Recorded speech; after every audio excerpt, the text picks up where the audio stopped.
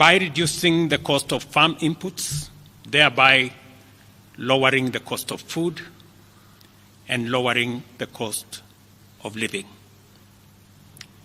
We have stabilized the economy by preventing what was an imminent debt default. We have stabilized fuel prices, lowered inflation to an all-record low of 4.6%, and we have stabilized the foreign exchange regime.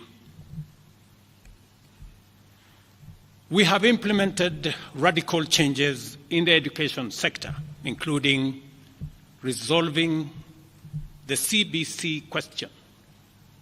We have rolled out a new student-focused higher education funding model that has special emphasis on making sure that children from vulnerable families have the requisite support in their education.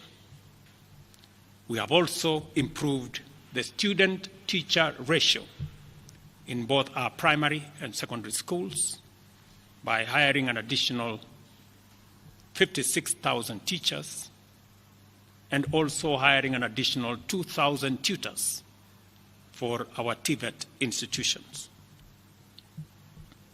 We have equally resolved bottlenecks in cash transfer program to vulnerable Kenyans, including orphans, people living with disability, and the elderly. We have not only brought on board more beneficiaries, but in keeping with the promise that we made, it is now not the case, as it was in the past, that these vulnerable Kenyans have to wait for months. Now their stipends are paid as salaries of public servants are being paid. We did roll out the Hustler Fund that today benefits 2 million Kenyans. And we have 7 million Kenyans who had been denied access to financial services by credit reference bureaus. They are now off the blacklisting roll. Our affordable housing program has now more than 100,000 housing units under construction. The first cohort I will be launching in a couple of months to new homeowners. And we have 160,000 young people across Kenya that are employed under this program. To expand manufacturing, value addition, and agro-processing as a key contributor to job creation, 18 county aggregation and industrial parks and 6 new special economic zones are under construction across Kenya. And at the same time, we have 200 fresh produce markets that are at various stages of construction to support our farmers with access to markets for their produce, in keeping with the commitment we made to our mama mbogas. To accelerate manufacturing, last year we imposed levies on importation of clinker that can be manufactured in Kenya. We made a saving of Kenya shillings 20 billion in foreign exchange as imports of clinker dropped to almost zero. We also imposed levies on imported steel billets. And today, we have 11 steel factories that 6 years ago were closed. They have started operation, hiring 16,000 Kenyans. And last year alone, we saved 120 billion shillings in foreign exchange as a result of this intervention. Our digital transformation agenda is also on course with 17,000 government services online, while we have 274 digital hubs across Kenya with 152,000 students and digital workers in our TVETs and also in digital hubs in different parts, up and running and giving young people an income. Our universal health coverage plan has already onboarded 107 community health promoters, and the process of registration for our social health insurance fund is ongoing,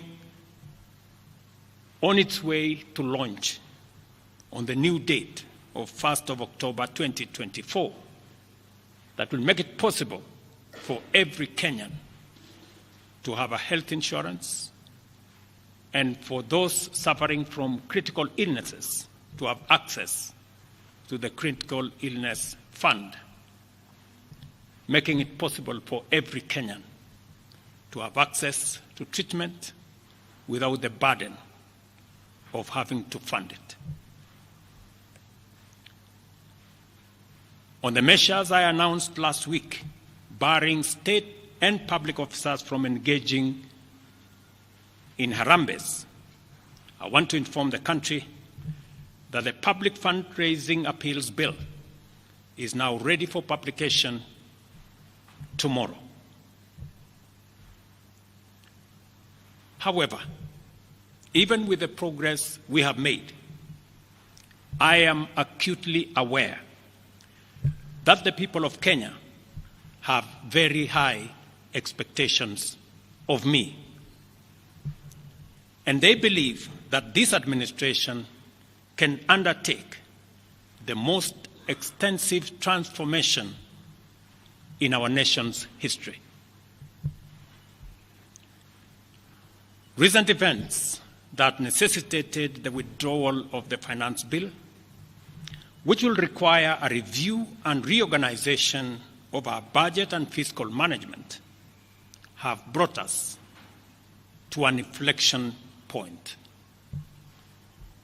Upon reflection, listening keenly to what the people of Kenya have said, and after a holistic appraisal of the performance of my cabinet and its achievements and challenges, I have today, in line with the powers given to me by Article 1521 and 1525B of the Constitution and Sections 12 of the Office of the Attorney General's Act, decided to dismiss with immediate effect all the Cabinet Secretaries and Attorney General of the Republic of Kenya, of the Cabinet of Kenya, except the Prime Cabinet Secretary and Cabinet Secretary for Cabinet Secretary for Foreign Affairs and Diaspora Affairs. And of course, the Office of the Deputy President is not affected in any way. I will immediately engage in extensive consultations across different sectors and political formations and other Kenyans, both in public and private, with the aim of setting up a broad-based government that will assist me in accelerating and expediting the necessary, urgent, and irreversible implementation of the program that we have, including other radical measures and programs to deal with the burden of debt, to explore raising domestic resources and revenues, expanding job opportunities, eliminating wastage and unnecessary duplication of a multiplicity of government agencies, and slaying the dragon of corruption. Consequently, making the government of Kenya lean, inexpensive, effective, and efficient. During this process, the operations of government will continue uninterrupted under the guidance of principal secretaries and other relevant officials. I will be announcing additional measures and steps in due course. Thank you very much, and God bless our great country, Kenya. Asanteni sana.